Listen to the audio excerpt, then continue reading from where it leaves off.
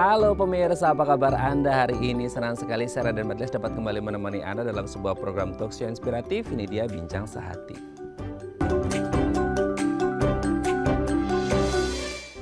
Ya pemirsa, kalau kita berbicara tentang kesehatan, ini menjadi salah satu investasi yang utama dan penting dalam kehidupan kita yang harus kita miliki dan kita jaga. Tapi kalau kita berbicara, let's say kita coverage areanya di Indonesia dulu ya. Indonesia ini kan dalam beberapa waktu terakhir, kita punya namanya bonus demografi yang luar biasa banyak. Dalam artian populasinya itu bertumbuh sedemikian rupa, sedemikian tajam.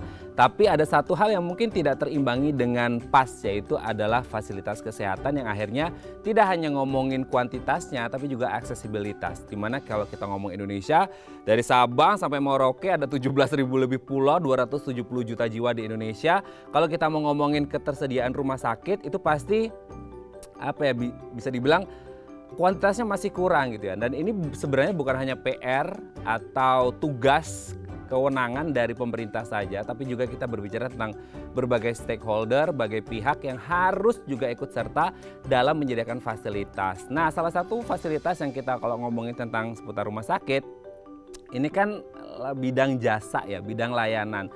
Nah, satu hal yang penting kalau kita ngomongin bidang jasa atau layanan adalah bagaimana budaya yang diciptakan di rumah sakit ini bisa membuat orang yang sakit gitu ya, tidak hanya sembuh secara fisik, tapi juga mental health issue-nya juga jadi hal penting yang harus diperhatikan. Nah, ngomongin tentang hal yang satu paket yang lengkap gitu ya, tidak hanya fisik tapi mentally juga di-treat dengan baik. Ada satu rumah sakit yang juga menanamkan atau menerapkan nilai-nilai humanis. Nah, ini adalah Seci Hospital yang akan segera melakukan grand launching. Nah, hari ini kita akan membahas Road to Grand Launching of Seci Hospital yang lokasinya ada di Pantai Indah Kapuk, Jakarta Utara. Nah, untuk membahas seperti apa sih konsep dari Seci Hospital, telah hadir bersama kami di studio Bincang Sehati ada Dr. Gunawan Susanto SPBS, Direktur Utama Seci Hospital, dan juga Bapak Suryadi Eskom MM Mars selaku Direktur Umum Seci Hospital. Selamat pagi Dr. Gunawan, selamat pagi Pak Suryadi, apa kabar? Pagi. Selamat pagi.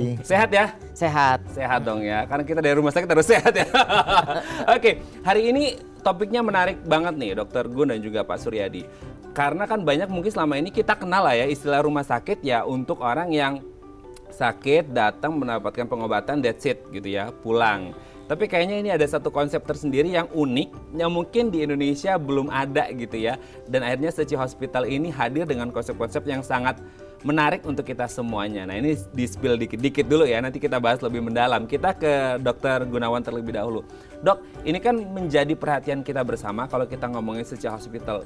Sebenarnya terminologi atau istilah atau merek atau brand Seci itu kan mungkin banyak yang sudah paham. Nah, sekarang Seci ini hadir dengan Seci Hospital. Nah, boleh dijelaskan nggak latar belakang kenapa akhirnya berdiri Seci Hospital ini, Dr. Gun? Untuk menjawab latar belakang, saya kira saya perlu menjelaskan sejarahnya dari awal. Boleh. Jadi pada waktu itu tahun 2013. Bapak Ketua Yayasan Seci Medika itu ada berbicara kepada saya bahwa Seci itu ingin mendirikan rumah sakit dengan latar belakangnya itu oleh karena dari yayasan itu melihat bahwa banyak sekali, bukan banyak ya, ada beberapa pasien-pasien dari Indonesia berobat ke luar negeri. Okay. Oleh karena itu dari yayasan mencoba mempelajari kenapa demikian. Sepengetahuan dari yayasan itu melihat bahwa kelihatannya memang di luar itu ada beberapa fasilitas yang memang lebih lengkap. Oleh karena itu mencoba mencari tahu kenapa tidak bisa disediakan. Rupanya penilaian mereka itu melihat bahwa ada beberapa alat-alat kesehatan yang high-end, high-tech itu biayanya biayanya mahal. Masalahnya bukan hanya di mahal saja, tapi penggunaannya tidak banyak. Jadi kalau disiapkan itu akan kurang menguntungkan, bahkan kadang-kadang merugikan. Jadi itu merasa sayang kalau disiapkan, kalau memang tidak begitu penting. Nah, dari yayasan itu berpikir, pada waktu itu Pak Sugianto Kusuma yang bicara dengan saya, itu berpikir Yayasan Seci itu tidak memikirkan keuntungan. Jadi profit ya, tidak ada profitnya. Jadi ini rumah sakit juga, rumah sakit yang direncanakan adalah non-profit. Rumah sakit non-profit. Yang diinginkan dari yayasan itu, oleh karena itu yang diinginkan itu ingin supaya bisa ada pelayanan yang seprofesional mungkin di Indonesia. Dan sekalian keadaan begini ini bisa membantu pemerintah untuk mengurangi keluarnya devisa negara. Yang dikatakan pada waktu itu dianggap sangat tinggi. Itu jadi pada saat itu menginginkan supaya buatlah rumah sakit yang seprofesional mungkin, yang bisa dilakukan. Yang dimaksud profesional itu segala-galanya profesional. Jadi menyangkut sarananya, prasarananya, fasilitas, baik fasilitas medik dan non-medik, juga sumber daya manusianya, dan juga proses pelayanannya dibuat seprofesional mungkin. Itulah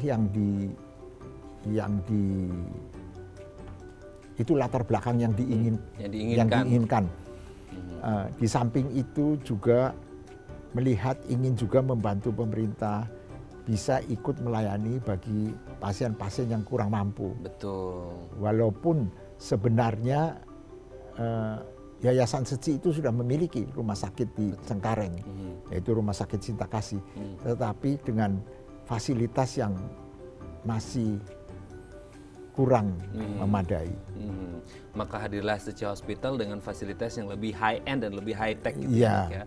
Oke. Tapi kalau berbicara prinsipnya Seci Hospital ini sendiri seperti apa, kan kalau kita dengar-dengar selentingan dari orang nih Dok, kayaknya Seci Hospital ini punya prinsip-prinsip yang mungkin agak berbeda kali ya dengan rumah sakit yang lain, yang membuat akhirnya unik nih Seci Hospital gitu Dok.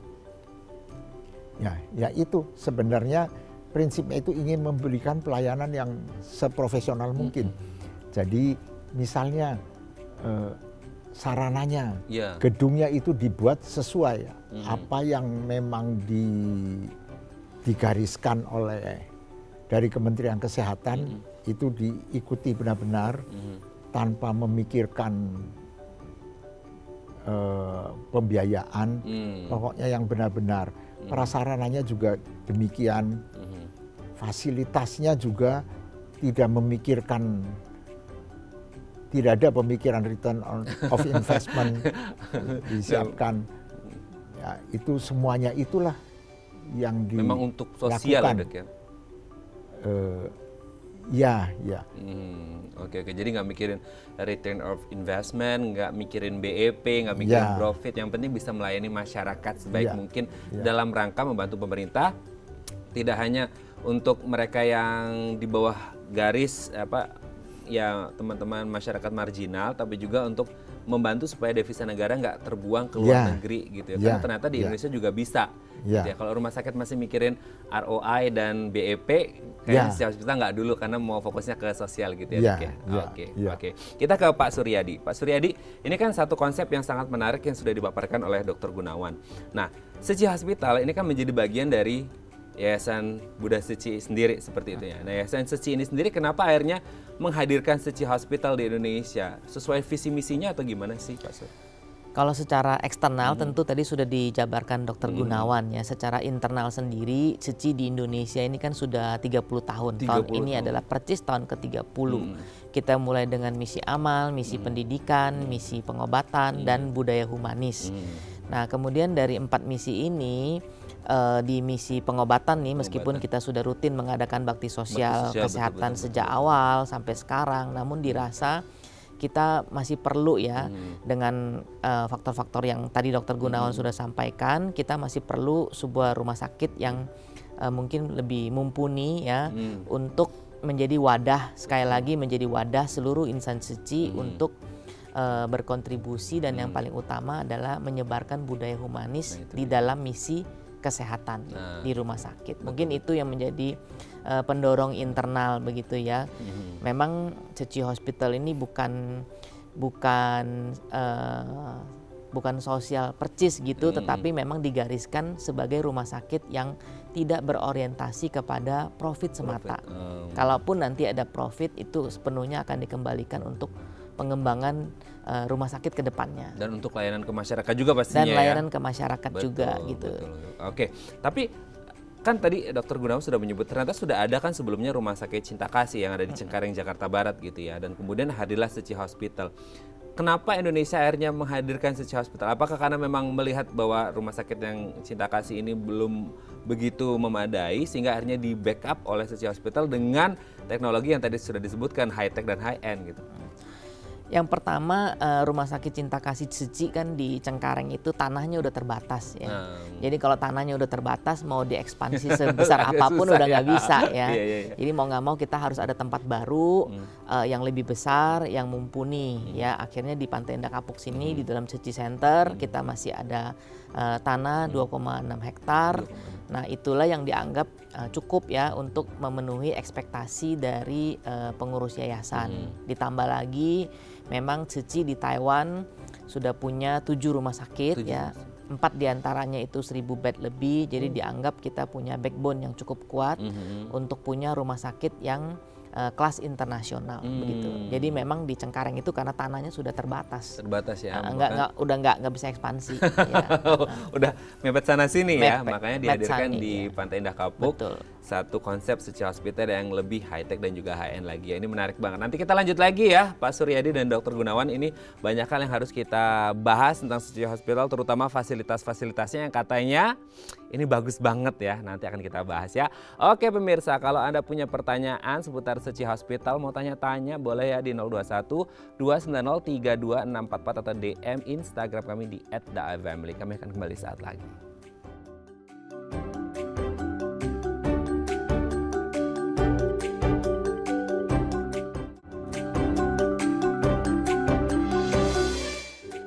Baik, Anda masih bersama kami di Bincang Sehati. Kita masih membahas Road to Grand Launching of Tzu Chi Hospital. Ini satu konsep rumah sakit yang tadi sudah dijelaskan ya, bagaimana rumah sakit ini hadir. Kalau yang lain kan mungkin berpikiran tentang profit. Nah tadi ternyata Tzu Chi Hospital inilah not for profit ya. Jadi tidak selalu atau melulu ngomongin masalah profit, tapi banyak hal terutama untuk pelayanan ke masyarakat. Baik, masih bersama kita ada Dr. Gunawan Susanto SPBS selaku Direktur Utama Tzu Chi Hospital, dan juga ada Bapak Suryadi Eskom MMMars selaku Direktur Umum Tzu Chi Hospital. Oke, kita ke Dr. Gunawan lagi. Dok, tadi sudah dijelaskan bahwa rumah sakit ini adalah not for profit ya. Ada profitnya tapi nggak melulu masalah profit. Ada juga aksi sosial, yang penting adalah pelayanan terbaik untuk masyarakat seperti itu ya. Nah berarti dalam melayani masyarakat ada segmentasi khusus gitu nggak sih dok?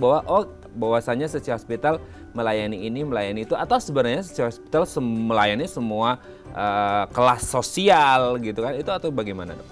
Ya, sesuai dengan pemikiran dari Yayasan Tzu Chi, khususnya Tzu Chi Medica, itu latar belakangnya memikirkan ingin memberikan pelayanan yang profesional. Betul. Jadi otomatis pelayanan profesional itu ya untuk segala lapisan masyarakat. Justru ingin membantu untuk masyarakat yang kurang mampu juga ingin dibantu, tapi sesuai dengan kemampuan, karena not for profitnya itulah. For profit tadi itu ya. Karena sebenarnya juga ya di Indonesia ini kan kita bisa lah melihat bahwasanya mungkin ada satu rumah sakit yang memang melayani satu kelas tertentu gitu ya. Nah kalau Tzu Chi Hospital ini sebenarnya semuanya dilayani sesuai dengan kemampuan masing-masing ya dok ya. Jadi tidak ada yang ini mengklaim ini mengklaim itu seperti itu ya dok ya. Nah itu juga erat kaitannya dengan tagline dari Suci Hospital yaitu Compassion with Excellence. Kita ke Pak Suryadi. Ini kan menarik banget ya, Compassion with Excellence. Nah ini pasti ada juga kaitannya dengan pelayanan yang tadi disampaikan oleh Dr. Gunawan bahwasanya Suci Hospital itu not for profit hospital. Nah, Compassion with Excellence ini sebenarnya maknanya kan kayaknya hanya 3 kata sih, tapi kayaknya maknanya dalam banget nih Pak Sur, gimana? Yang pertama, compassion itu kan cinta kasih ya, sama dengan arti kata suci. Jadi cinta kasih yang tulus ya, tanpa memandang kelas gitu. Yang pertama compassion. Kedua, dengan cinta kasih yang tulus ini kita juga berusaha melayani dengan seprofesional mungkin ya, dengan SDM-nya, dengan sarana prasarana, dengan atmosfer yang ada di Suci Hospital, sehingga atmosfer, peralatan, SDM, dan ketulusan daripada semua stakeholder yang melayani di Suci Hospital ini benar-benar bisa membuat harapannya mempercepatlah penyembuhan pasien begitu. Makanya kita angkat tagline ini karena cocok sekali dengan Suci, compassion-nya, dan cocok sekali dengan rumah sakit ya, di mana harus profesional, taat akan aturan. Jadi memang kalau kita ngomongin penyembuhan seseorang itu nggak hanya dari perawatan medis dan semisal oral intake dan lain sebagainya, tapi vibes-nya, suasananya gitu ya dok ya Pak ya, bahwasanya ketika pasien masuk rumah sakit mereka tidak jadi stres gara-gara masalah mau disuntik lah, mau di lab lah dan lain sebagainya. Tapi ketika ada satu nilai-nilai humanis yang diterapkan di Suci Hospital, mereka merasa kayak ini homey ya, ini kayak rumah sendiri gitu ya, sehingga akhirnya kayak orang dekat dan akhirnya proses perawatan itu jadi lebih maksimal, recovery-nya bisa lebih cepat dan lebih optimal seperti itu ya. Nah, di lain halnya ketika kita ngomongin tadi kan dari pelayanan yang ternyata menghadirkan konsep Compassion with Excellence. Yang menarik juga nih dok, kita ke Dr. Gunawan, adalah kalau orang lihat langsung ya, kalau orang main ke PIK langsung tuh kayak ini ikonik banget nih ya, bangunannya tuh ikonik gitu. Setelah sebelumnya ada Suci gitu ya, terus kemudian sekarang ada Suci Hospital juga, bangunannya juga menarik nih dok gitu. Dilihat dari luarnya dulu deh, kita ngomong eksteriornya itu kan menarik. Apakah memang ya ini karena kebetulan Suci Hospital baru ada di Indonesia, di Jakarta 1 ya, karena kan kalau di Taiwan tadi ada 7 ya Pak Surya, dan mungkin konsepnya sama seperti itu. Tapi kalau di Indonesia mungkin baru orang lihat, oh ini eksteriornya menarik. Kenapa akhirnya ini eksteriornya seperti ini sih dok? Apakah memang ini jadi SOP bahwasanya dari Taiwan bahwa harus bentuknya seperti ini dan mungkin ada nilai-nilai filosofinya dok? Ya, sebenarnya kenapa bangunan ini menarik yang dikembalikan kepada pemikiran ingin memberikan pelayanan yang seprofesional mungkin, yaitu yang dimaksud profesional sarananya, sarananya itu memang harus baik, harus sesuai untuk kesembuhan pasien. Prasarananya juga demikian. Itu bisa dilihat dari prasarana, misalnya banyak hal-hal yang sebenarnya hal-hal yang orang jarang memperhatikan, tetapi mempunyai keuntungan. Misalnya sinar matahari itu dianggap baik sekali untuk membantu metabolisme tubuh, dan akhir-akhir ini memang itu dipopulerkan, sehingga dibuat konsep desainnya untuk memikirkan yang baik itu adalah dibuat banyaknya orang yang berkumpul di dalam rumah sakit, itu diusahakan supaya bisa terkena sinar matahari. Jadi salah satunya ya di tempat menunggu pasien, waiting room, itu biasanya di rawat jalan. Itu jadi rawat jalan itu umumnya di situ ada jendela yang lebar, sinar matahari bisa masuk. Jadi orang yang menunggu di situ bisa terkena sinar matahari, diusahakan sedemikian rupa. Demikian juga dengan kamar untuk rawat inap. Kamar rawat inapnya itu ditempatkan di tepi gedung. Jadi ada ventilasinya. Ada ventilasinya, ada udara. Jadi diusahakan semuanya berada di pinggir.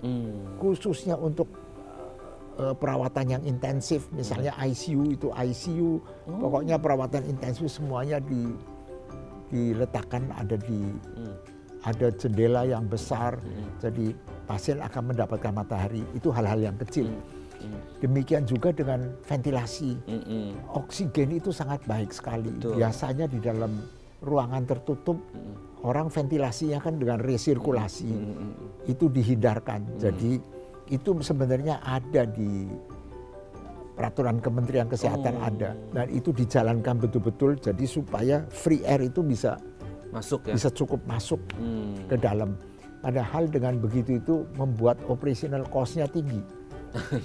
Tapi kita nggak mikirin itu ya, Dok? Tidak mikirin itu, yang dimikirkan pokoknya yang seprofesional mungkin. Betul, demi kebaikan pasien. Demi kebaikan pasien. Itu kalau dilihat gedung dan prasarananya. Dilihat lain-lain ya juga semuanya demikian. Mungkin cost-nya tinggi, tapi kita tidak berpikir situ, tidak mempermasalahkan itu. Yang penting pasien mendapatkan pelayanan terbaik gitu ya. Itu dari sisi eksteriornya. Nanti setelah break kita akan bahas dari sisi interiornya juga yang tidak kalah menarik ya Pak Suryadi ya. Nanti di segmen selanjutnya kita harus break terlebih dahulu. Oke pemirsa, kalau Anda masih punya pertanyaan seputar tema kita hari ini, mau tanya-tanya seputar Suci Hospital, boleh ya di 021 290 3244 atau DM Instagram kami di @theifamily. Kami akan kembali saat lagi.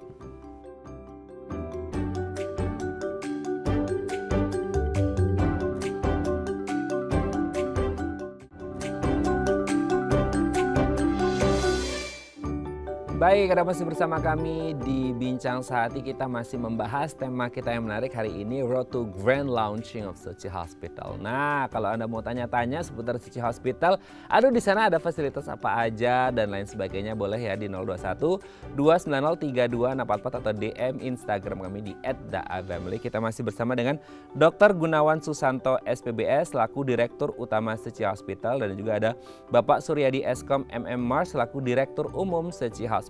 Oke, kita ke Pak Suryadi lagi. Tadi kan di segmen sebelumnya saya udah tanya nih ke Dr. Gunawan tentang eksteriornya. Ternyata tidak hanya estetiknya aja, looknya aja, tapi ada manfaat secara medisnya gitu ya. Nah, kalau dari interiornya, ini kalau orang udah pernah masuk ke Suci Hospital pasti langsung kayak gini.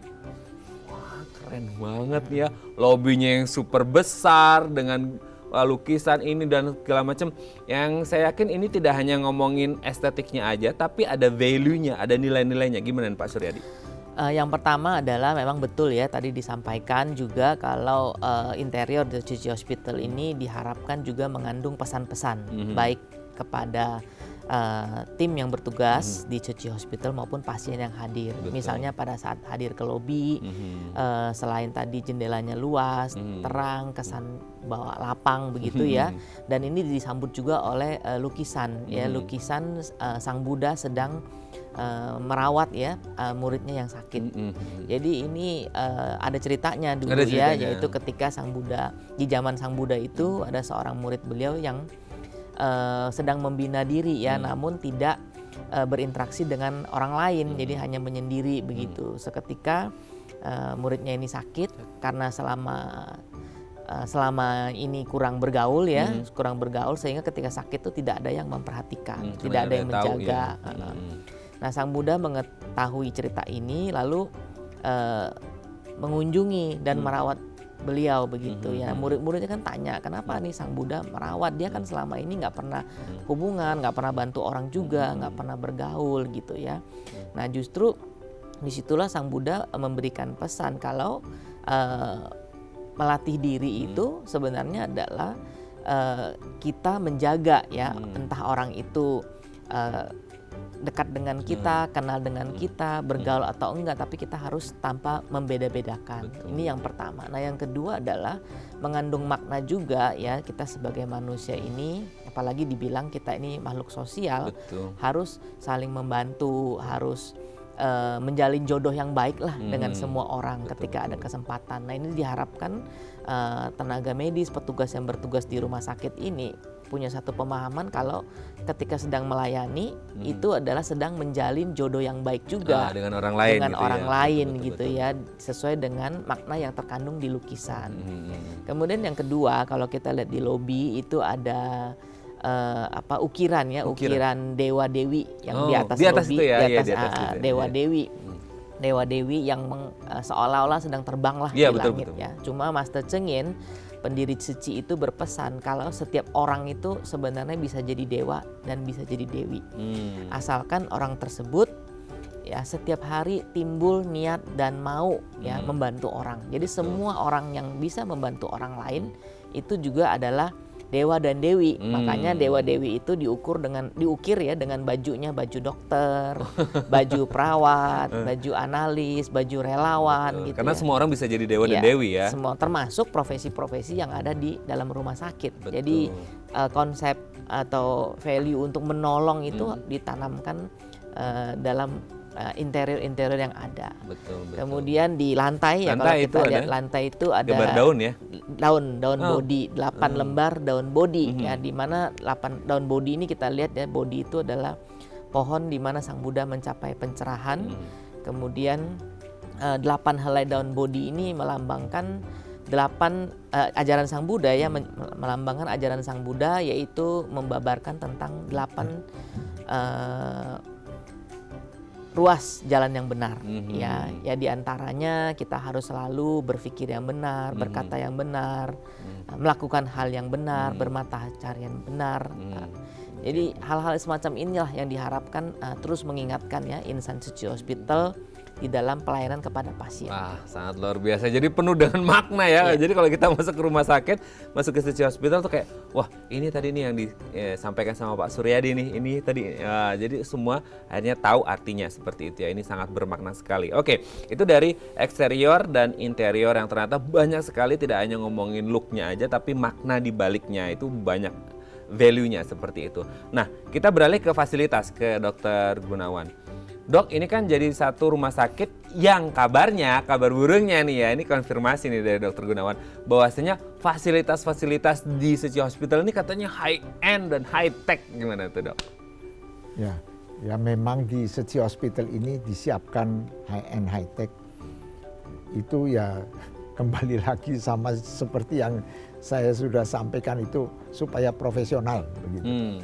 Jadi kenapa mesti high end high tech ya, supaya semua yang memerlukan penanganan itu bisa tertangani sesuai dengan kemajuan pengetahuan, khususnya pengetahuan kedokteran.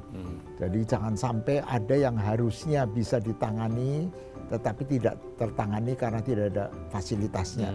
Oleh karena itu disiapkan yang demikian. Jadi setiap alat-alat itu ada pemikirannya, kegunaannya untuk apa, itu semuanya disiapkan. Misalnya pemeriksaan untuk diagnostik, yaitu pemeriksaan MRI. Ada beberapa hal pemeriksaan yang periksa MRI itu melihat kondisi anatomi atau morfologi dari organ. Tapi ada organ-organ tertentu yang sulit dilihat, yang tidak jelas dilihat. Nah, dengan alat yang canggih ini ada beberapa organ yang tidak terlihat ini bisa dilihat. Misalnya dengan MRI yang canggih itu bisa melihat kondisi aliran darah misalnya, aliran darah lebih baik. Sebenarnya kalau lihat aliran darah itu, orang yang paling baik itu adalah dengan kateterisasi. Betul, kateterisasi. Akan lihat itu bagaimana keadaannya. Nah, kalau dengan MRI, dengan peralatan lain memang kurang. Di samping, di bawah daripada kateterisasi itu adalah dengan CT scan. Tapi CT scan banyak miss-nya karena ada limitasi-limitasi. Itu bisa dikombinasikan juga dengan MRI. Kalau pemeriksaan dengan kateterisasi itu invasif. Orangnya mesti ditusuk-tusuk. Kalau dengan CT scan kan tidak. Dengan MRI tidak semuanya bisa terlihat. Misalnya menghitung flow-nya itu kelihatan sempit atau tidak sempit bisa dengan CT scan walaupun tidak 100%, tapi aliran, kekencangan alirannya itu tercukupi tidak, itu dengan MRI bisa kelihatan. Oleh karena itu disiapkan dengan MRI. Sebenarnya yang lebih bagus realnya ya dengan kateterisasi, cuma itu kembali lagi ini pemeriksaan yang invasif. Ini dengan pemeriksaan yang hanya begitu saja ini bisa dilihat. Sebenarnya biayanya membutuhkan tinggi, tapi bisa dengan cara lain yang tidak invasif. Ini disiapkan. Dan diusahakan biayanya itu bisa minimal. Nah, ini kalau dalam hal pemeriksaan. Ada lagi pemeriksaan yang lain, itu adalah pemeriksaan nuklir. Kalau orang umumnya nuklir itu dipakai untuk keganasan, kanker. Itu tetapi pemeriksaan untuk melihat keganasan kanker itu bukan orang kalau punya kanker pasti kelihatan, tidak. Ada alat yang zaman dahulu kalau tumornya itu di bawah 4 mm itu ada kemungkinan tidak terdeteksi.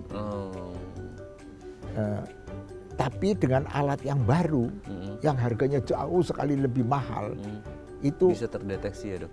Di bawah 4 mm bisa terdeteksi. Kemungkinan tidak terdeteksi itu kalau di bawah 2 mili. Walaupun dengan 2 mili pakai alat yang lama juga mungkin bisa terdeteksi, tapi ada kemungkinan miss-nya. Kalau ini tidak mungkin karena hanya keakuratannya tinggi ya, Dok. Ya, itu padahal bedanya antara 24, tapi artinya kan besar. Beda ya. Arti ketemu atau tidak ketemu begitu. Nah, ini Oke, nanti kita akan lanjut lagi ya, Dok ya. Ini ternyata fasilitasnya banyak sekali ya. Yang ternyata Suci Hospital ini wah luar biasa. Mantap, bintang harusnya lewat dari bintang 5 ya. Bintang berapa nih? Bintang banyak seperti itu ya. Oke, nanti kita lanjut lagi ya, Dok ya. Oke pemirsa, kalau Anda punya pertanyaan seputar tema kita hari ini boleh di 021 290 3244 atau DM Instagram kami di @daifamily. Kami akan kembali saat lagi.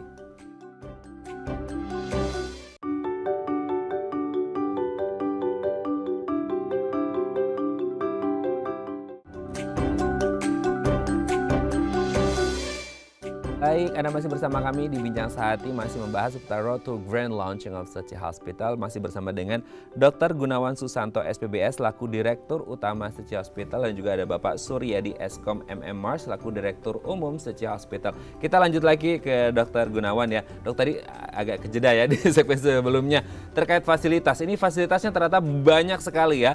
Ada, kita dengar ternyata katanya ada hybrid operating theater, ada juga bone marrow transplant yang katanya ya, Dok ya, tolong dikonfirmasi, ini satu-satunya di Indonesia yang akhirnya banyak yang kan orang bilang kalau mau BMT itu rata-rata orang ke negeri sebelah gitu ya. Dan ternyata sekarang di Indonesia ada gitu. Itu gimana, Dok, fasilitas semua yang ada di Suci Hospital? Ya, kalau tadi yang dibicarakan itu adalah tentang fasilitas pemeriksaan atau fasilitas diagnostik, fasilitas medis pemeriksaan. Ini yang disebut hybrid operating theater itu adalah fasilitas medis untuk tindakan. Jadi kalau yang disebut hybrid operating theater itu adalah operating theater itu kamar operasi. Kamar operasi itu kegunaannya kan untuk melakukan tindakan operasi. Yang disiapkan ya sarana dan fasilitas untuk operasinya. Tetapi kadang-kadang di saat sedang operasi kita butuh pemeriksaan. Misalnya sedang mengoperasi tumor, sisanya bagaimana ini? Sudah habis belum? Kadang-kadang kalau yang melakukan minimal invasif itu nggak kelihatan sudah habis belum. Itu butuh pemeriksaan. Nah, kalau pemeriksaan yang ada kan tempatnya lain. Pasiennya harus dilepas dari biusan, harus dibawa keluar, nanti balik lagi. Itu tidak mungkin dilakukan demikian. Nah, untuk itulah dengan adanya kemajuan ilmu pengetahuan di dunia ini, di dalam kamar operasi itu ada juga fasilitas untuk fasilitas tindakan disertai untuk fasilitas pemeriksaan.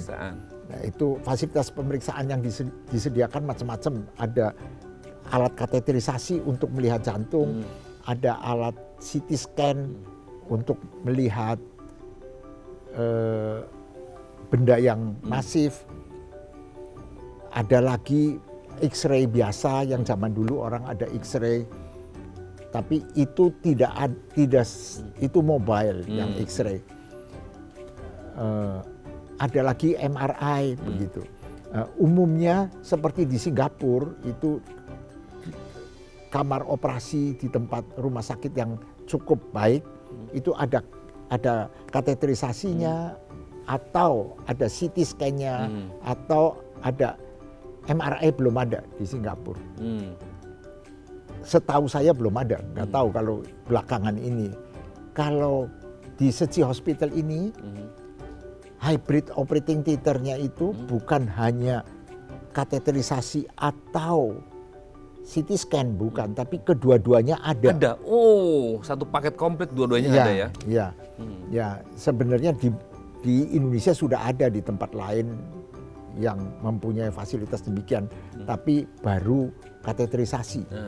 Ya, ini di sini kita mempunyai dua-duanya. Itu yang disebut hybrid operating theater. Kalau tadi ada BMT juga. BMT itu adalah BMT itu singkatan bone marrow transplant, jadi transplantasi sumsum tulang. Ini tindakan ini saya sebenarnya bukan yang kompeten menceritakan, tapi sekilas saya bisa bicara bahwa itu adalah kalau orang kena sakit kanker darah, itu maka bisa ditangani dengan cara pabrik darah dari orang lain dimasukkan ke tubuh manusia. Itu jadi transplantasi dari sumsum tulang. Itu sebenarnya itu sudah direncanakan oleh Indonesia dari zaman lama. Lama ya. Nah, ini kami menghadirkan fasilitas itu. Oke. Nah, besok tanggal 13 Juni kita juga akan berbincang dengan Dr. Edi terkait dengan bone marrow transplant ini, sekaligus menghadirkan ibu dari pasien anaknya ini yang akhirnya berhasil seperti itu ya. Dok, ini tadi sempat ada penelpon, cuman terputus, tapi ini ada satu pertanyaan yang dititipkan, ini dari Pak Her di Surabaya. Kebetulan Pak Her ini sering juga nelpon kita.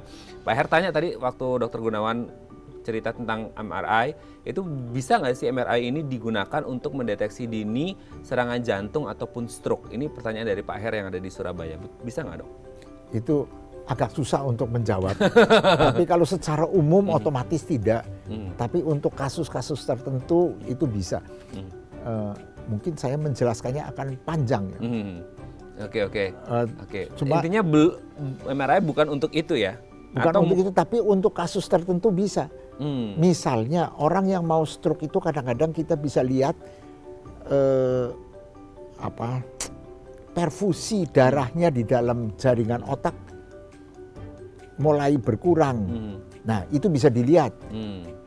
Tapi kalau akan terjadi itu belum bisa. Itu di dunia memang belum bisa. Belum bisa ya. Ibarat kata mau mendeteksi gempa bumi gitu ya. Itu betul, belum bisa. Tapi kalau menghitung skala Richternya berapa, tahu ya itu artinya bisa gitu ya. Nah, itu fasilitas dan ternyata masih banyak, nanti kita lanjut lagi. Tapi di luar fasilitas juga ada yang tidak kalah menarik dari Tzu Chi Hospital adalah keterlibatan relawan dan pola hidup vegetarian nih. Nah, gimana nih Pak Suryadi? Nah, yang pertama ya, seperti kita ketahui, Tzu Chi Hospital ini kan dibangun dari cinta kasih ratusan ribu orang sebenarnya ya, karena waktu bangun itu kita menggalang dana, bazar dan lain-lain, sehingga keterlibatan relawan banyak sekali di saat pembangunan. Nah, setelah rumah sakit ini jadi pun masih ada keterlibatan relawan, yaitu dalam sebagai relawan pemerhati di sana ya, sebagai relawan pemerhati diharapkan bisa menyampaikan kepedulian dari insan Tzu Chi kepada pasien yang berobat ke Tzu Chi Hospital, sehingga bisa merasakan kenyamanan. Ya, kadang-kadang kalau dokter dan perawat itu kan kesibukannya tinggi ya, jadi ada relawan yang membantu supaya pasien lebih tenang dan lebih nyaman lagi di Tzu Chi Hospital. Yang kedua, memang benar tadi disampaikan, Tzu Chi Hospital kita menerapkan pola makan vegetarian ya ketika pasien dirawat di rumah sakit. Nah, hal ini kita sama dengan yang ada di Tzu Chi Taiwan, dan memang vegetarian itu kan studi-studi belakangan ini merupakan salah satu faktor ya, salah satu wujud kontribusi kita apabila kita ingin memperlambat efek global warming. Betul. Ya, sehingga vegetarian ini lebih diarahkan dari segi kepedulian kita kepada lingkungan ya dan keberlangsungan bumi. Betul. Selain itu juga kan sekarang ini sudah banyak ya riset-riset tentang bagaimana vegetarian itu juga bisa meningkatkan kesehatan ya karena dengan banyak mengkonsumsi sayur, Betul, vitamin, betul. antioksidan dan lain-lain akan lebih banyak masuk ke tubuh kita dibandingkan dengan lemak dan kolesterol dari daging tentunya. Dengan gempuran fast food, junk food di luar sana, Betul sekali. pola hidup vegetarian akan menyeimbangkan dan membuat hidup kita lebih sehat gitu ya Pak Ya. Suryadi ya. Oke, nanti kita lanjut lagi ya di segmen terakhir ya Pak Suryadi dan juga Dr. Gunawan ya. Oke pemirsa, kalau Anda masih punya pertanyaan boleh di 021 290 3244 atau DM Instagram kami di @daifamily. Kami akan kembali saat lagi.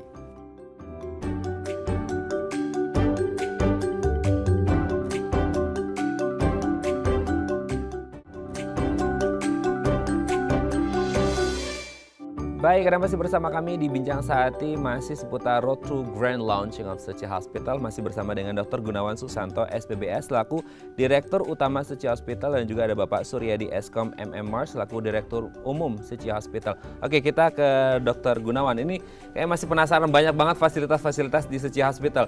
Dok, kalau kita ngomongin tentang ini ya Dr. Gunawan ya, ini kan ternyata Suci Hospital ini punya future plans. Tadi selama break juga ada spill dikit, ternyata mau mengembangkan tentang robotik juga. Ini menarik banget nih Dok, gimana Dok? Ya, sebenarnya future plan-nya ada beberapa, ada juga yang sudah ada sekarang juga saya belum ceritakan ya. Tidak belum saya Waktu ceritakan juga karena nih ya. tidak ada waktunya bisa menyampaikan. Tapi prinsipnya Suci Hospital itu ingin memberikan pelayanan yang sebaik mungkin, sedapat mungkin yang ada, termasuk juga semua tindakan-tindakan itu dibuat yang minimal invasif sedapat mungkin. Jadi misalnya tentang robotik itu sekarang heboh karena betul. Minimal invasif robotik itu macam-macam. Ada robotik untuk operasi perut, ada robotik untuk operasi tulang, ada operasi robotik untuk sumsum tulang belakang. Itu semuanya akan disiapkan. Jadi pokoknya semua hal-hal yang baru akan disiapkan. Ada beberapa alat yang baru di-approve di dunia, ada yang belum sampai, itu semuanya dibuat perencanaan sedapat mungkin. Itu untuk fasilitas medisnya. Sedang non medisnya mestinya ada yang menarik juga, fasilitas non medisnya. Itu misalnya ini Suci Hospital salah satu rumah sakit yang awal-awal memberlakukan paperless hospital. Itu punya arti besar oleh karena pencatatan itu sering salah. Karena manusianya menulis human error lah ya. Human error itu banyak. Orangnya lagi tidak enak, orangnya lupa, orangnya lagi pusing, sakit. Jadi segala-galanya dibuat sedapat mungkin pemeriksaan itu bisa langsung masuk di dalam pencatatan. Misalnya hal yang menarik itu termometer. Orang biasa ngukur termometer, oh suhunya sekian, terus nyatet. Itu bisa salah, 36 bisa ditulis 38, tulisannya salah. Ini urusan termometer saja, begitu dipasang otomatis tercatat secara langsung ke dalam. Jadi tidak perlu di-connect ya langsung alatnya. Di-connect dengan rekam medis. Jadi semuanya dibuat sedemikian rupa supaya sedapat mungkin dibuat kesalahan serendah mungkin. Seminimal mungkin ya. Seminimal mungkin, walaupun kemungkinan salah ada saja. Dan hal yang lain itu adalah orang untuk kesembuhan orang itu bukan hanya fisiknya saja. Yang penting mungkin tadi Mas Radian sudah ngomong ya, butuh ketenangan batin. Ketenangan batin. Karena ketenangan batin itu bisa memberikan lumayan orang akan lebih mudah sembuh. Betul. Itu sangat diperhatikan. Jadi, hubungannya juga dengan palliative care ada di sana juga ya Dok ya? Ya, palliative care juga. Jadi itu membuat ketenangan batin. Ini sebenarnya palliative care sudah didengungkan dari setahu saya dari 97 sudah mulai di Indonesia. ini kami akan memberikan pelayanan bukan hanya rawat jalan saja, tapi rawat inap juga. Jadi bagi orang-orang yang terminal, bagi orang-orang yang sakit kronis, tidak ada harapan untuk baik, itu disiapkan mentalnya, disiapkan ketenangan batinnya, baik batin maupun spiritualnya juga. Semuanya ya, all Semuanya, in ya. ya. Oke, ini sebenarnya banyak fasilitas, tapi waktu juga ya dok ya, nanti mungkin langsung hubungin di Instagramnya Seci Hospital, secihospital.ind gitu ya. Nah terakhir mungkin kita punya waktu 1 menit nih, kita ke Pak Suryadi. Menuju grand launching Seci Hospital, mungkin ada yang ingin disampaikan ke masyarakat, apa dan kapan grand launchingnya gitu? Grand launchingnya kita rencanakan nanti tanggal 18 Juni. 18 Juni ya. okay. Cuma yang paling penting adalah bukan grand launchingnya, tetapi kita ingin meyakinkan kalau komitmen kita sangat tinggi untuk meningkatkan pelayanan terus-menerus di Seci Hospital. Harapannya masyarakat bisa terus ya memberikan dukungan kepada kami, tidak hanya ketika sakit nanti, tapi ketika sehat ya juga bisa mampir ke Seci Hospital untuk medical check up atau kuliner di Seci Hospital. Wah, keren. Boleh ya, habis ini kita main ke sana ya. Siap. Terima kasih Pak Suryadi, terima kasih Dr. Gunawan. Semoga ini menjadi langkah yang baik untuk kedepannya bagi Seci Hospital untuk melayani masyarakat. Karena Seci Hospital is not for profit ya. Hospital. Ya gitu ya, not for profit hospital. Terima kasih sekali lagi Pak Suryadi, Dr. Gunawan, sehat selalu dan salam untuk teman-teman di Seci Hospital ya. Oke pemirsa, itu tadi perbincangan kita dengan Seci Hospital. Saya Raden Batas pamit, sampai jumpa dan selamat kembali beraktivitas di hari Senin yang indah ini. Sampai jumpa.